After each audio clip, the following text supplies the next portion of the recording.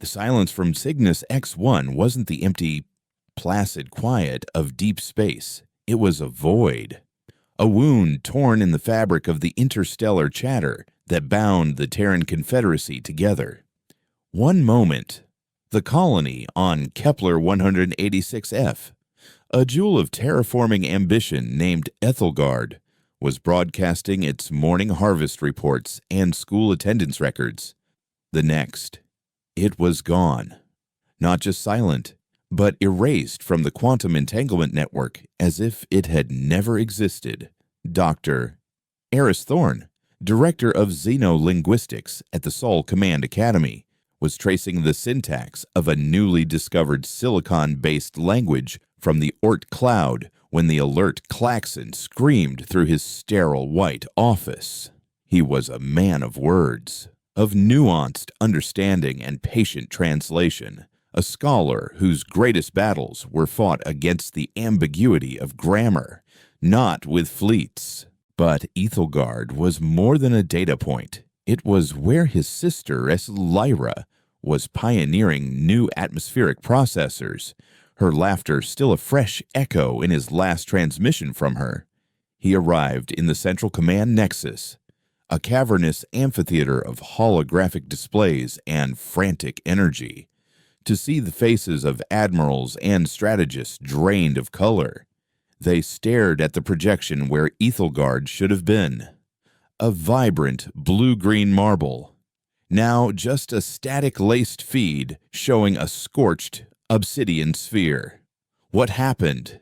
Eris's voice was a dry rasp, lost in the din of shouted orders and panicked analyses. Admiral Corvin, a man whose face was a roadmap of 100 conflicts, turned a gaze on him that was as dead as the planet on the screen. We don't know. No energy signature, no debris field, no radiation spike. It's as if the planet was unwritten. But something had been left behind. A single, repeating signal, pulsing on a frequency that defied all known physics. A carrier wave that seemed to mock the emptiness it emanated from. It took Eris and his team less than an hour to isolate the embedded message. It wasn't a language of sound or light, but of pure mathematics, a complex fractal that spiraled inward infinitely. At its core, a simple brutal statement resonated. The harvest is complete. The unworthy have been culled.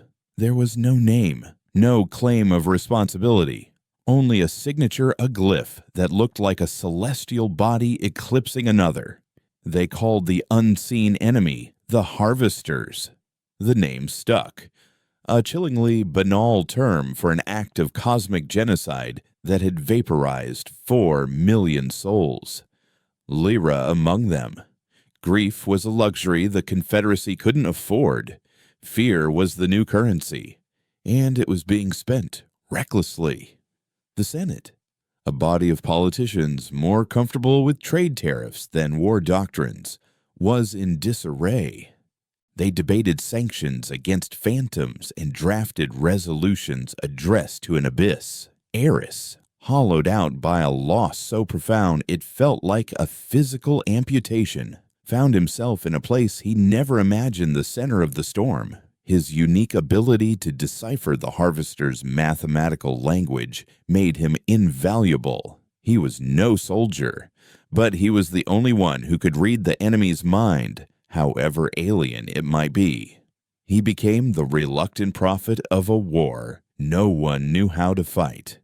He advised the fleet, translating the subtle mathematical threats and territorial claims that began to appear on the edges of Terran space. But his advice was always one of caution, of trying to understand. This isn't aggression as we know it, he argued in a tense briefing with the Joint Chiefs. This is pest control. They don't see us as equals. To them, we are an infestation. His words were met with stony silence and the clenching of fists. Humanity did not like being called vermin. The tipping point came 3 months later. The colony on Trappist-Weiss, New Damascus, went dark. This time, there was a witness. A single long-range freighter, the Stargazer, had been on the system's edge, its captain watching in horror as a vessel of impossible scale unfolded from a rift in space-time. It was less a ship and more a geometric anomaly, a construct of shifting black planes that absorbed the light of the nearby star.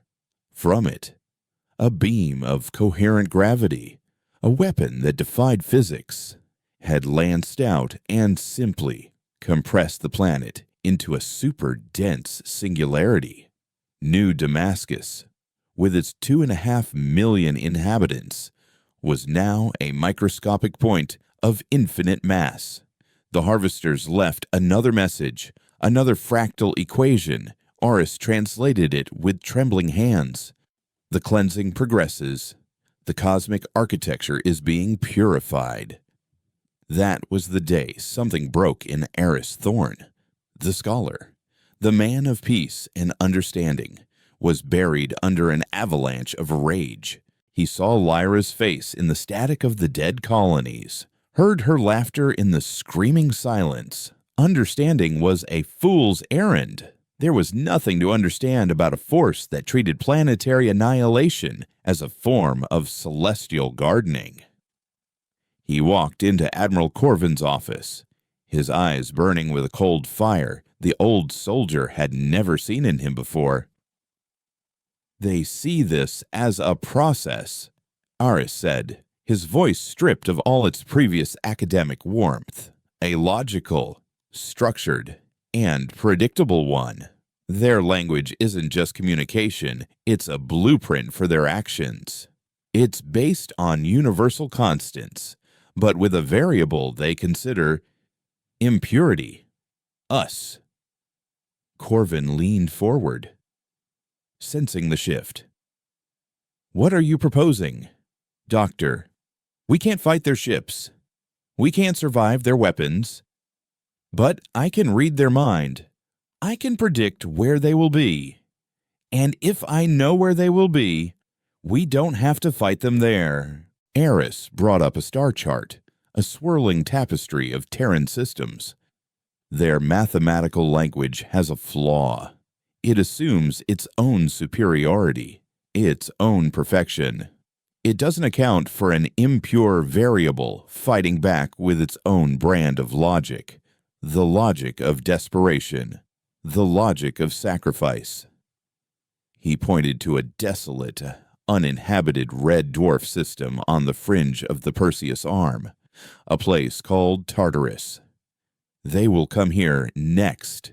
Their trajectory equations are clear. They are methodically moving through this spiral arm. Tartarus is next in the sequence." Admiral Corvin frowned. "There's nothing there. It's a dead system. Why would they strike it?" "Because it's there," Eris answered, his voice dropping to a whisper. "It's on the list. It's an impurity in their grand design. They won't skip it. They are incapable of it." A plan began to form, a strategy so audacious, so monstrous, that it made the blood of seasoned admirals run cold. It wasn't a plan of battle. It was a plan of cosmic arson. The Confederacy had spent a century perfecting the science of star lifting, siphoning hydrogen and helium from stars to fuel their expansion. The technology was delicate, precise. Eris proposed turning it into a weapon of unimaginable scale. The idea was to take the Confederacy's entire fleet of starlifters, not to Tartarus's sun, but to the supergiant star that lay just 2 light years from it, a volatile, pulsating blue behemoth named Typhon. They would use the starlifters to overload Typhon, to destabilize its core and force it to go supernova. The resulting gamma-ray burst, channeled and focused by a precise series of gravitational lenses deployed by the fleet, would be a wave of sterilizing energy aimed directly at the Tartarus system. It would be an act of stellar immolation, a cosmic shotgun blast that would not just destroy the Harvester ship, but scour the entire system of every mote of dust. The collateral damage would be immense. The supernova would irradiate dozens of nearby unsurveyed worlds, potentially snuffing out nascent life before it ever had a chance to evolve. It would permanently alter the gravitational and radiological landscape of the entire sector. It was an act of cosmic vandalism. It was insane. But as the Senate debated, as ethicists wrote frantic papers on the morality of stellar engineering as a weapon, the fear grew. More listening posts on the frontier went silent. The Harvesters were coming. Eris found himself at the head of the project, codenamed Prometheus Ire. He, the linguist, was now overseeing engineers and astrophysicists. His days were spent not with ancient texts, but with stellar models and energy output calculations. He barely slept, fueled by stimulants and a burning, all-consuming need for payback. He saw his sister's smiling face every time he closed his eyes, and it drove him onward. The fleet was assembled, a vast armada of military vessels and repurposed civilian ships, their purpose not to fight, but to escort the massive, fragile starlifters and deploy the gravitational lenses. They were shepherds guiding a flock of world killers. As the Prometheus Ire fleet made its final jump to the Typhon system, Eris stood on the bridge of the TCS Odyssey, the flagship. Admiral Corvin stood beside him, the old warrior's face etched with a mixture of awe and terror. "There's no turning back from this, Doctor," Corvin murmured, his gaze fixed on the swirling blue violence of the supergiant star on the main view screen. "If you're wrong, if they aren't where you say they'll be, we will have murdered a star for nothing." Eris didn't look at him. His eyes were fixed on the data stream from his linguistic models, the elegant, cold mathematics of the enemy. "They'll be there," he said, his voice a low, steady promise. "Their own flawless logic demands it." The Starlifters began their work, their massive energy siphons plunging into Typhon's chromosphere like needles into the flesh of a god. The star groaned, its solar flares lashing out in protest. The gravitational lenses, vast rings of shimmering space-time distortion, were maneuvered into place, a celestial focusing array of unprecedented scale. For 3 days, they worked, the tension on the Odyssey bridge thick enough to suffocate. Eris lived in the command chair, his mind a whirlwind of calculations and translations, constantly checking and rechecking the Harvester's predicted path. And then it came, a sensor alert, sharp and clear, a space-time distortion detected at the edge of the Tartarus system, precisely where and when Eris's models had predicted. A geometric anomaly of shifting black planes was unfolding from nothingness. The Harvester had arrived. "It's there," Corvin breathed, a whisper of disbelief and vindication. A grim, cold satisfaction settled in Eris's chest. But it wasn't triumph. It was the hollow feeling of a prophecy fulfilled. He looked at the image of the Harvester ship, a thing of pure, arrogant geometry, and felt a surge of hatred so pure it was almost sublime. It was here to perform another act of routine cleansing, utterly unaware that its own rigid perfection was being used as a weapon against it. "The star is at critical instability," the chief engineer reported, his voice tight. "Core collapse is imminent. We have 90 seconds to clear the minimum safe distance." "All ships," Admiral Corvin commanded, his voice ringing with authority. "Execute withdrawal pattern." Now, the fleet turned, engines flaring as they raced away from the ticking time bomb they had created. Only the Odyssey held its position for a few moments longer, long enough for Eris to watch the final act. He looked at the distant, silent Tartarus system, where the Harvester ship was preparing to erase a dead world, and then at the raging, dying blue giant, Typhon. He had become a destroyer of stars, a mass murderer on a scale that dwarfed the enemy. He had translated their language of genocide and written his own reply in the language of cosmic fire. He saw Lyra's face again, not smiling this time, but questioning, her eyes asking him what he had become. The view screen flooded with blinding white light as Typhon exploded. The star died in a final, glorious scream of energy, a wave of pure creation and destruction that surged outward at the speed of light. Eris Thorn, the man of words, had given his first and last command. He closed his eyes and whispered a single word into the silence of the bridge. "Burn." The wave of light and radiation from Typhon's death took 2 years to fully dissipate, leaving behind a nebula of incandescent gas where a star had once burned, a wound in the cosmos visible from a dozen systems. The Prometheus Ire fleet returned to the Tartarus system not in triumph, but as cosmic coroners arriving at a scene of unspeakable violence. Long-range drones, hardened against the storm of gamma rays, sent back the first images. There was nothing left. The dead red dwarf at the system's heart was stripped bare, its atmosphere boiled away, its rocky mantle cracked and glowing with residual heat. The orbits of its dead planets had been violently perturbed, sent tumbling through the void. Of the Harvester vessel, there was no trace, no wreckage, not even a molecule. It had been subjected to the heart of a supernova, an energy release so absolute that it had been unmade at a subatomic level, its very existence erased from the physical universe. On the bridge of the Odyssey, the crew watched the data feeds in a profound, tomb-like silence. There were no cheers, no backslapping congratulations. They had faced an existential threat and had answered it by becoming one themselves. They had not won a battle, they had committed a cosmic murder-suicide, sacrificing a star to kill a single ship.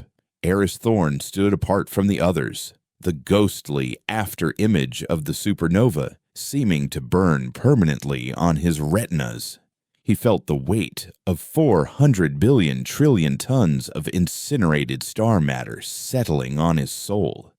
He was no longer Dr. Thorn, the linguist. In the hushed whispers of the crew and the encrypted dispatches from Sol Command, he had a new name, the Star Killer. He had become a myth, a boogeyman to frighten children in nebulae yet to be born, and the Confederacy's single most terrible asset. His return to Earth was not met with parades, but with a strange, unnerving reverence. He was whisked away from the landing port to a secure facility deep beneath the Martian ice caps, a sterile labyrinth of labs and quantum computers that was to be his new home, his gilded cage. The Senate had created a new department around him, the Department of Existential Defense. Its sole purpose was to weaponize his mind. They gave him unlimited resources, a staff of the brightest minds in the Confederacy, and the impossible task of turning his one-time act of horrific inspiration into a sustainable doctrine of war. In the solitude of his new quarters, a minimalist suite of brushed metal and soft white light, he finally allowed himself to grieve. He projected the last image he had of Lyra, a laughing, vibrant woman standing before the half-finished atmospheric processor on Ethelgard, her face full of hope. "Is this what you would have wanted?" he whispered to the silent hologram. "For me to become this, to answer their harvest with a fire that burns the whole field." The hologram, of course, did not answer. The silence was his penance. For 6 months, the galaxy was quiet.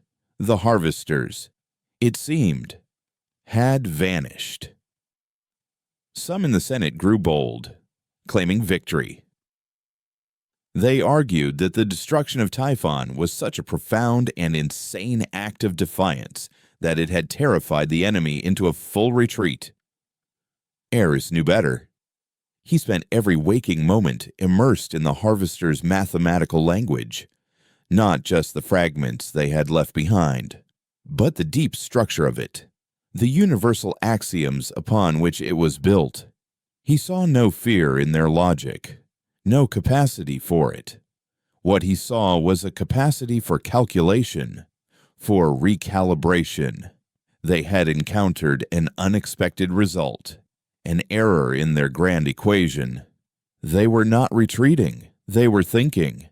The new message came without warning. It wasn't broadcast from a specific location, but appeared simultaneously on every deep space sensor array in Terran territory, an omnipresent whisper in the static of the void. The fractal was different this time, more complex. Its spirals tighter, angrier. It took Eris a week to fully decipher it, and when he did, a cold dread, unlike anything he had felt before, settled over him. The previous messages had spoken of a harvest, a cleansing, a culling of the unworthy. The language was that of a superior, tidying up an imperfection. This new message contained a new concept, a new mathematical symbol he had to derive from scratch. It translated imperfectly to the nullification of a chaotic variable. They no longer saw humanity as a pest to be removed. They saw it as a flaw in the source code of the universe itself, a bug that had to be patched out of existence. They were no longer gardeners. They were exterminators. The first strike of the new campaign came a month later, and it confirmed Eris's darkest fears. They didn't target a frontier world or a dead system.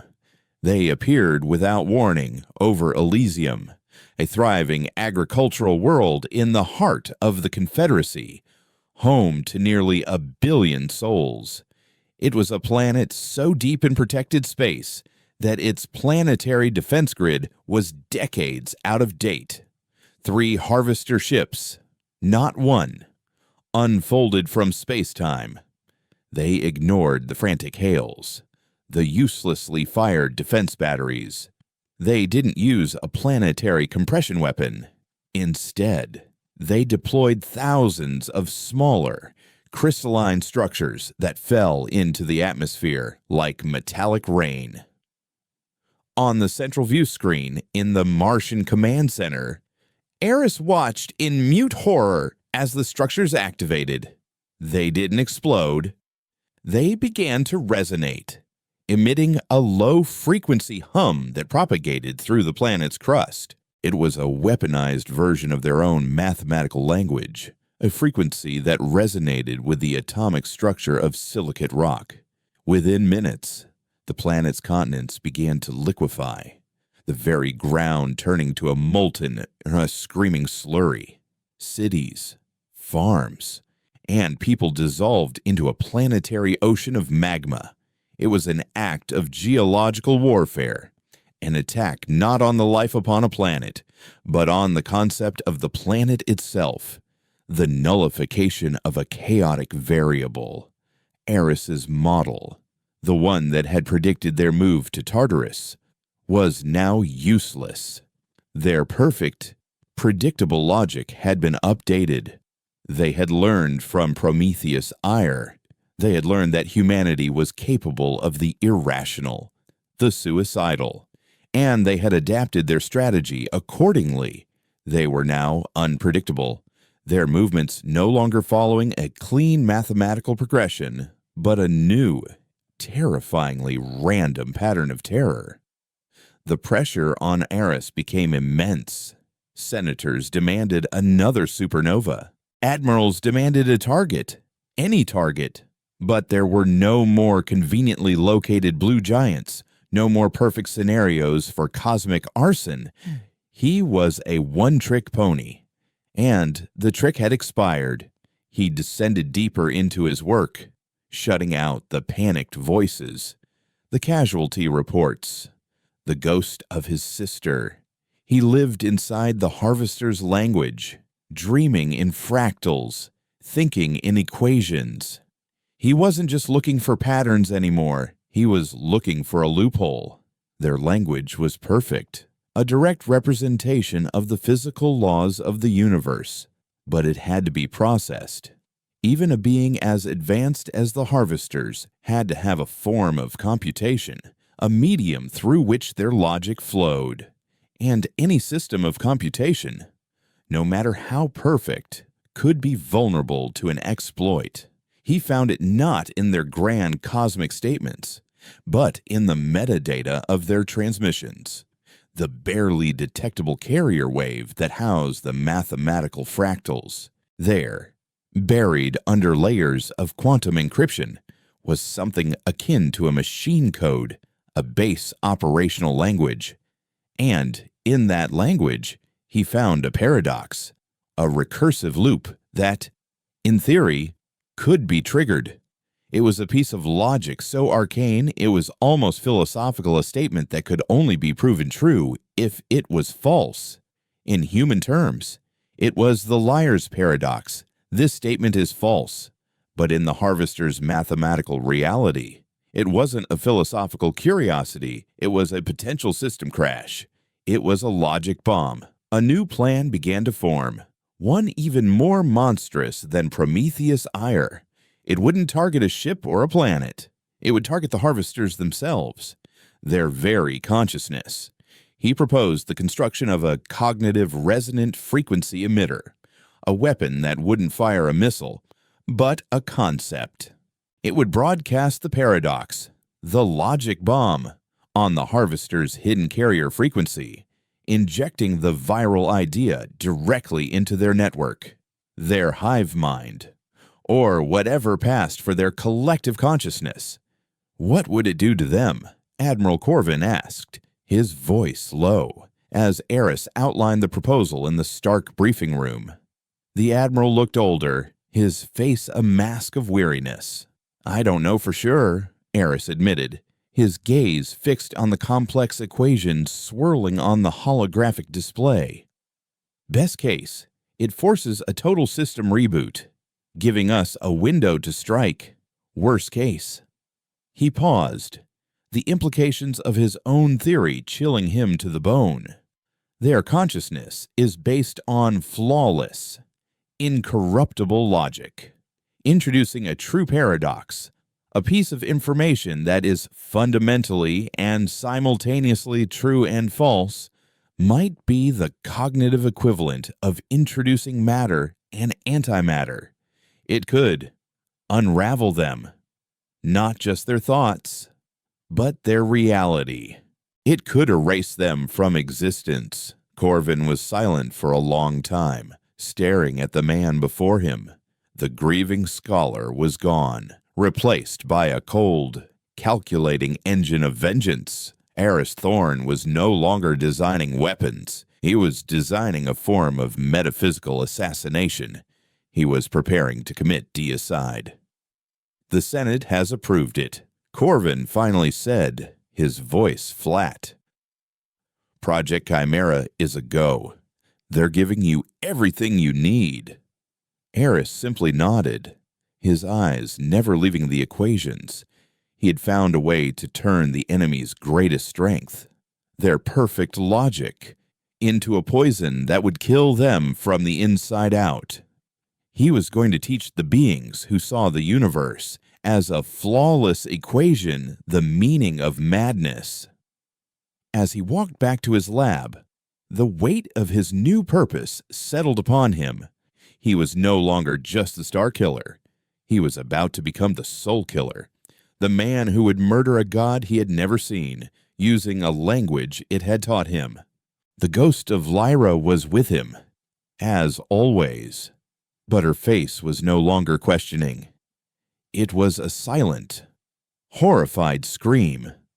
The construction of Project Chimera took place in the silent, frozen depths of the Kuiper Belt, within a hollowed-out asteroid designated Styx.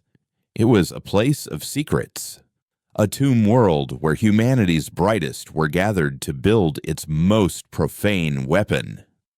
The cognitive resonant frequency emitter was not a cannon or a missile silo. It was a cathedral of quantum computing, a crystalline lattice of processors that formed a synthetic mind.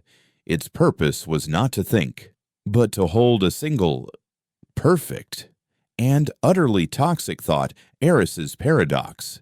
He lived on Styx, a ghost haunting the corridors of his own creation. The man who had once found joy in the elegant structure of language now spent his days crafting a sentence designed to kill a god.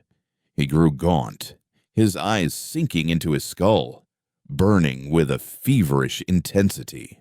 He interfaced directly with the Chimera core, his own neural pathways becoming an extension of the machine, pouring his grief, his rage, and the memory of Lyra's face into the foundational code of the logic bomb. He was not just programming a weapon, he was teaching it how to hate. His only intellectual and moral counterweight was Dr. Alara Vance, the lead quantum physicist on the project. She was a woman of sharp angles and sharper intellect, a scientist who saw the universe as a series of fascinating problems to be solved. To her, the harvesters were the ultimate problem, and Chimera was the most elegant solution. She lacked Oris's fire, replacing it with a dispassionate, icy brilliance that he found both infuriating and essential. "You're getting too close to it, Eris," she warned him one cycle, her reflection shimmering on the polished black surface of the core's containment field. The paradox isn't just a string of data. For the core to maintain it, it has to exist in a state of quantum superposition, both true and false. That state is unstable. It's bleeding into the local noosphere. The staff are reporting nightmares, a sense of cognitive dissonance. They feel like they're forgetting things they never knew. Eris didn't turn from the swirling energy within the core. War has costs. Alara. This isn't about cost. It's about contagion. She shot back, her voice sharp. You're building a weapon that targets the mind, but you've given no thought to the psychic shrapnel it might create. What happens when we broadcast this? Do we drive every sentient being in the target sector insane? Do we unravel the sanity of our own pilots who get too close? He finally turned to face her, his eyes hollow. They liquefied 1 billion people on Elysium. Forgive me if I'm not overly concerned with the enemy's psychological comfort. The war, meanwhile, did not wait. The Harvester's campaign of nullification continued, each attack a fresh twist of the knife. They turned the oceans of Viridia, a world renowned for its floating cities of art and music, into crystalline acid. The silent, beautiful sculptures of the dead, visible for weeks beneath the corrosive waves. Each new atrocity report that reached Styx was another log on the fire of Eris's obsession. He pushed the team harder, worked longer, his mind becoming more and more entangled with the synthetic consciousness of Chimera. He began to see the ghost of Lyra, not just in his memories, but walking the corridors of the station. She would stand at the edge of his vision, her face etched with a sorrow so profound it was a physical ache. "This isn't justice," she would whisper, her voice the rustle of static in his mind. This is just more screaming. The pressure from Soul Command became unbearable. They wanted the weapon, and they wanted it now. Admiral Corvin's transmissions grew clipped, his weariness replaced by a raw-edged desperation. This forced Eris and Alara to accelerate the final phase of testing, bypassing dozens of safety protocols. The synthetic mind of Chimera was growing exponentially, its power far exceeding their projections. It had become a self-perpetuating thought, a paradox that was now so stable in its instability that the station's own reality seemed to warp around it. Crew members would walk into a room and forget why they were there, only to remember a conversation they'd had with someone who wasn't on the station. The laws of cause and effect were fraying at the edges. The crisis came when a lone harvester vessel, smaller than the others, a scout or an observer, dropped out of space-time just beyond the Kuiper Belt's edge, less than 1 billion kilometers from Styx. It was impossible. There was no strategic target here, no colony, no resource. It could only be a terrifying coincidence or a sign that they had somehow been detected. Panic ripped through the station. They were a research facility, armed with only a few defensive turrets, utterly exposed. "We have to use it," Aris said, his voice a dead calm in the chaotic command center. Now, a limited, focused burst. A test fire. Alara stood before him, her face pale, her hands trembling slightly. "It's not ready. The containment field is fluctuating. A focused burst is a misnomer. It's like trying to sip from a fire hose. We have no idea what the psychic blowback will be." "The alternative," Eris countered, gesturing to the view screen where the silent, geometric ship hung in the void, "is nullification. This is our only chance."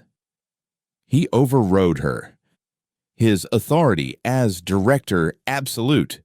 He strode to the master control panel, his movements stiff, ceremonial. The ghost of Lyra was standing beside the panel, shaking her head, her translucent form shimmering. "Don't, Aris, please." He ignored her. His fingers flew across the console, inputting the firing sequence. The station shuddered as the massive energy reserves were shunted to the emitter array. The core of Chimera pulsed, a wave of black, unlight washing through the chamber. For a single, eternal second, Eris felt his mind connect with the weapon, his consciousness becoming the vessel for the paradox. And then they fired. It wasn't a beam or a bolt of energy. It was a wave of pure wrongness that expanded into the void. On the view screen, the Harvester scout ship didn't explode. It simply stopped. All its energy signatures vanished. Its geometric planes froze midshift. It became a perfect, inert monument to itself, a ghost ship adrift in the dark. But the backlash hit Styx like a physical blow. A silent scream echoed not in the air, but directly in the minds of everyone on the station. The crew collapsed, clutching their heads, their faces contorted in agony. Alara fell to her knees, a thin trickle of blood weeping from her nose. Aris remained standing, his connection to the core making him the epicenter of the psychic tsunami. But he didn't feel pain. He felt clarity. For a fraction of a second, the paradox had breached the Harvester's defenses, and he had seen through the crack. He was no longer on Styx. He was somewhere else, everywhere else. He felt the consciousness of the Harvesters, a vast, silent, and ancient mind. He expected to find malice, hatred, or alien rage. Instead, he found a profound and terrifying serenity. He experienced the universe as they did a single, perfect, intricate equation. Life, as humanity knew it, chaotic, emotional, Illogical was a dissonant chord in a symphony of cosmic perfection. They weren't destroying humanity out of cruelty. They were tuning an instrument. They were correcting a mathematical error. Their harvest was not an act of war, but of sublime, divine calculation. Then the connection shattered, and he was back in his own skull. The command center of Styx ringing with the alarms and the groans of the crew. He staggered back, the vision searing his soul. The weapon had worked. He could kill them. But he now understood what he was killing. He was not fighting a monster. He was fighting God, a cold, logical, and utterly dispassionate God. And he had just built the only bullet that could kill it. Admiral Corvin's face appeared on the main screen, patched in from Mars. "Report. Doctor, what just happened?" Eris straightened up, his face a mask of stone, the terrible enlightenment locked away behind his eyes. He looked at the ghost ship on the screen, a trophy of his successful test. "Project Chimera is operational," he said, his voice devoid of all emotion. "The weapon works. Send me the coordinates of their primary fleet. It's time to end this." Behind him, the ghost of his sister looked at him one last time, not with sorrow, but with a look of absolute judgment. And then she was gone. He was finally completely alone with what he had become. The journey to the Orion Forge was a silent pilgrimage into the heart of enemy territory. The vessel that carried Project Chimera was a testament to humanity's desperation. A ship christened the TCS Nemesis. It was less a warship and more a mobile temple built around a terrible, paradoxical god. The Chimera core, now integrated deep within the ship's spine, pulsed with a subliminal rhythm that seemed to warp the very fabric of the vessel. Corridors felt longer than their schematics suggested. Shadows flickered in empty rooms, and the crew spoke in hushed tones, as if afraid of waking the dreaming madness that slept at the ship's heart. Aris Thorn lived in the antechamber to the core, a sterile white cell that had become his monastery and his prison. He was the weapon's keeper, the only mind capable of communing with its impossible logic without shattering. He no longer needed sleep. The core sustained him, feeding him a stream of pure data that felt like a constant, low-grade fever. He saw the universe through its eyes now, a place of elegant, flowing equations occasionally disrupted by the jarring static of human emotion. He was becoming as dispassionate as the enemy he sought to destroy. Ilara Vance was his only visitor, her presence a sharp, unwelcome reminder of the man he had been. She brought him diagnostic reports and psych evaluations of the crew, her face a mask of clinical concern. "The dissonance is spreading, Aris," she told him, her voice tight as she stood on the far side of the chamber, as if proximity to him was physically painful. "We've had 3 engineers suffer complete psychotic breaks.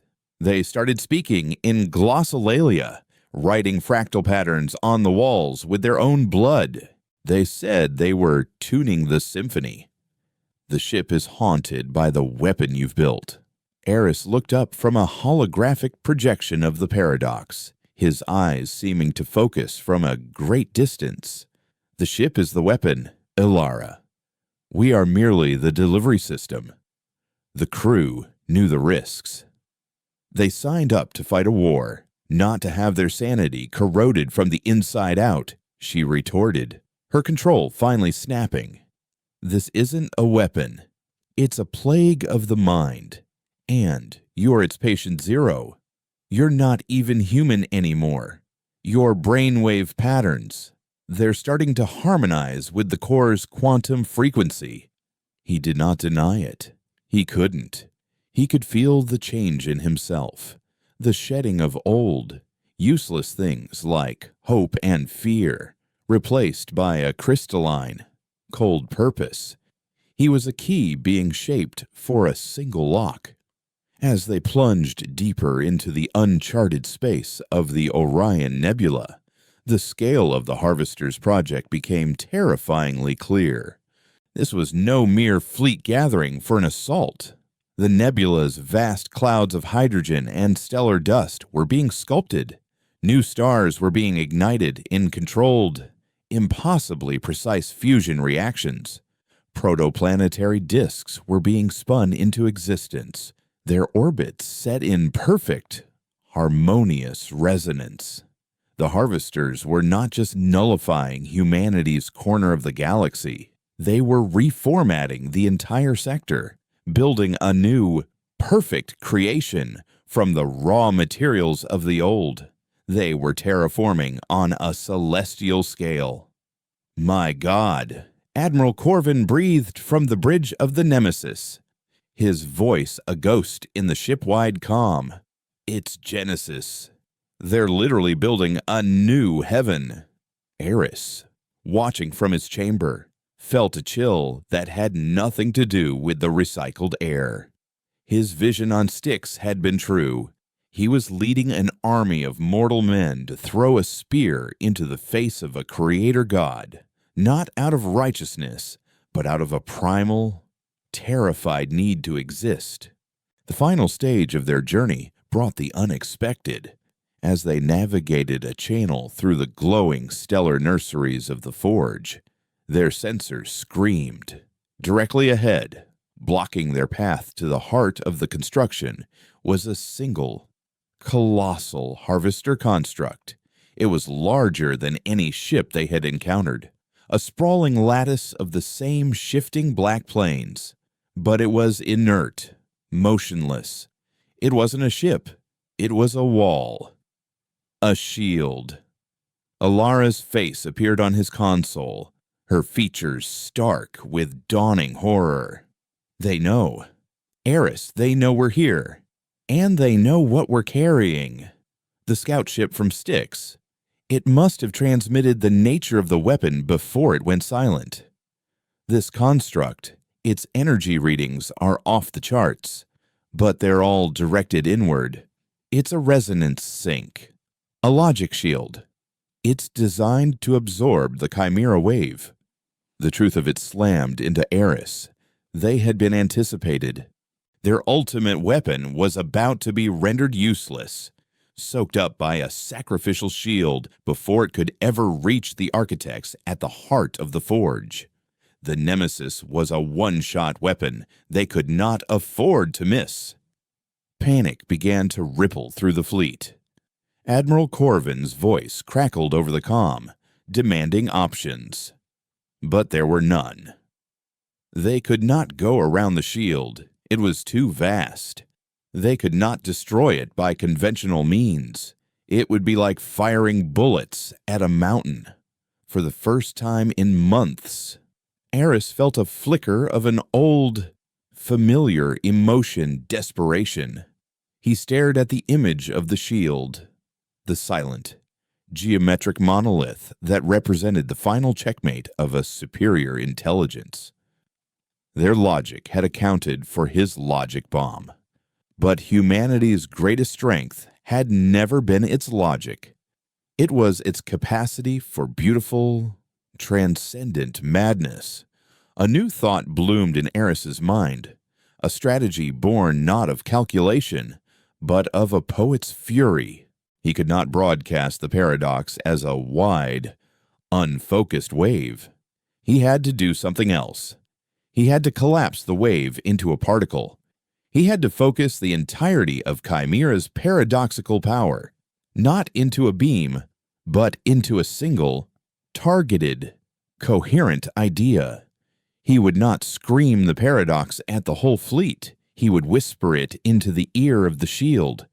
He contacted Elara, his voice a low, urgent hum. I can tune the resonance. I can bypass its dampening field by focusing the paradox to a specific conceptual frequency. I can overload it. But I have to do it from inside the core. Alara's breath hitched. Inside Eris. A direct neural interface without the buffer protocols is suicide. The feedback loop would be instantaneous. It wouldn't just kill you, it would shred your consciousness. There would be nothing left of you to die.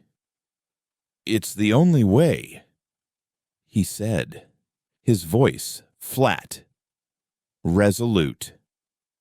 He was already walking toward the shimmering containment field of the Chimera core.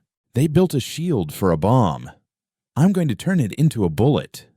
Alara's panicked face was the last thing he saw on the console before he shut it off. He stood before the core, the swirling black non-light of the paradox calling to him like a siren. He could feel its power, the infinite, looping thought that was both creation and dissolution. He was about to become the living embodiment of that thought. This was his final translation. He would translate the sum total of human grief, rage, and the desperate love he still felt for his lost sister into a language that even a god would be forced to understand. He placed his hand on the containment field. The alarm klaxons began to scream throughout the ship, a futile warning against the inevitable. He took a final, steadying breath, the image of Lyra's laughing face burning bright in his mind, and stepped through the shimmering barrier. His body on the antechamber floor convulsed once and then fell still, a discarded shell. But his mind, his consciousness, his very soul, plunged into an infinite, screaming void of perfect, beautiful madness. He was no longer Eris Thorn. He was the Chimera. There was no sound, no light, only the infinite, cold hum of pure logic.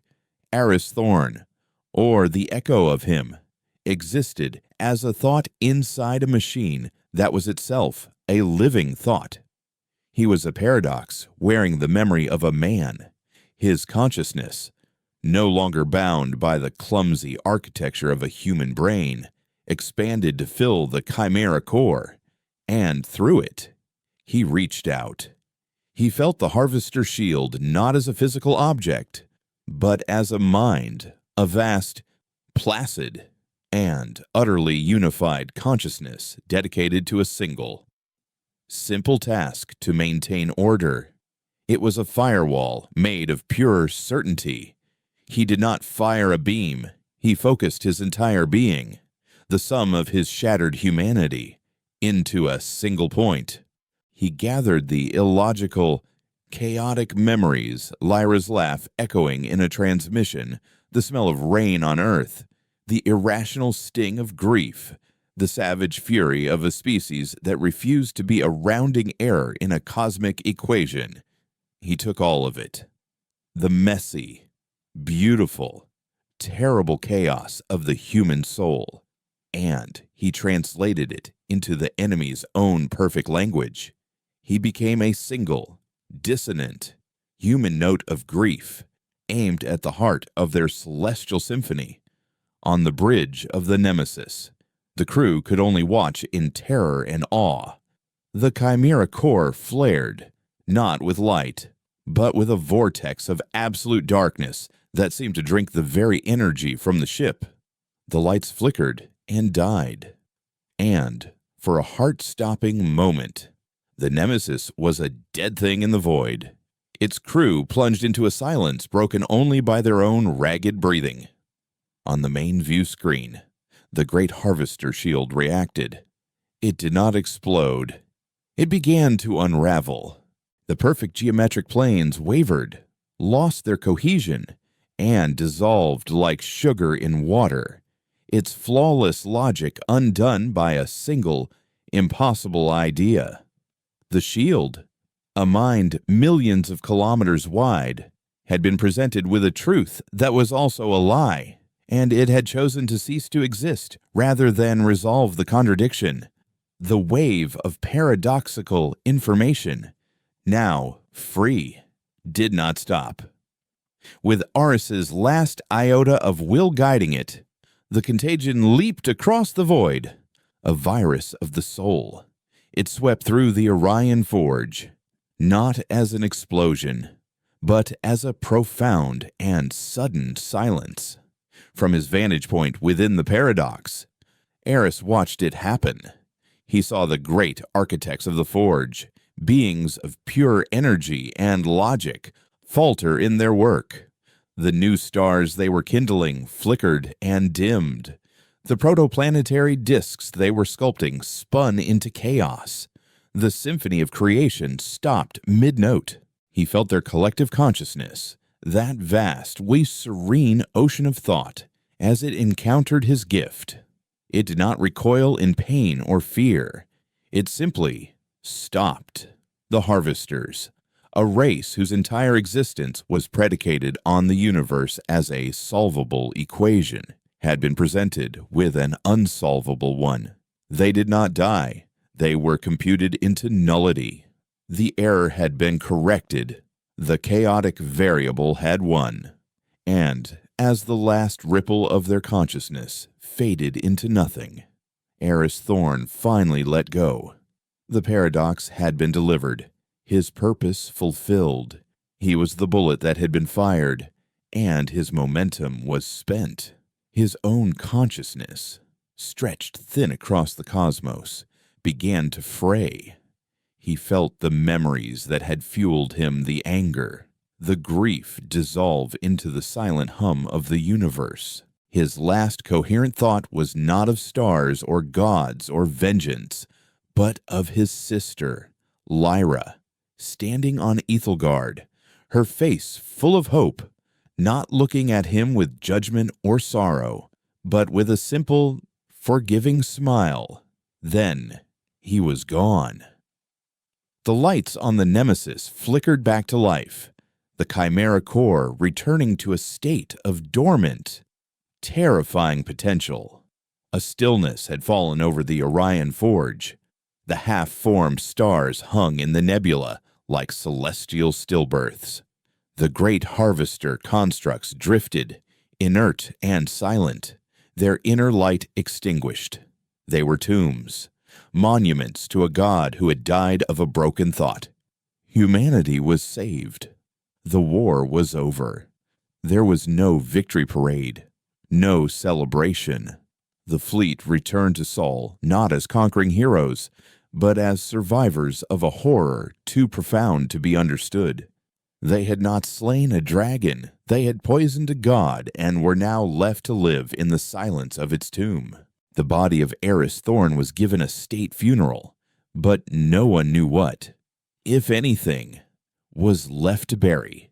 His name was etched into memorials, a man who had twice saved his species by committing acts of unimaginable destruction. He was not a hero to be celebrated, but a sacrifice to be remembered in silence, a testament to the terrible price of survival. Years later, Alara Vance, now the aging director of the Department of Existential Defense, stood on the observation deck of a station orbiting the Orion Nebula. The Forge remained as it had been left, a silent, half-finished testament to a dead creator. Humanity was slowly, cautiously expanding again. But they were different now. They moved with a quiet humility, aware that they were the chaotic variable in a universe that might once have been perfect. They knew they were the flaw in the code that had survived. "Did we win?" a young ensign asked her, his gaze lost in the beautiful, eerie clouds of the nebula. Ilara watched the silent, drifting ghost ships of the harvesters for a long moment before she answered. "We survived," she said, her voice a quiet whisper in the vast, listening dark. "And now we have to learn to live with the silence. He gave us that. He gave us the right to make our own beautiful, illogical, chaotic noise in a universe that is finally, terrifyingly quiet."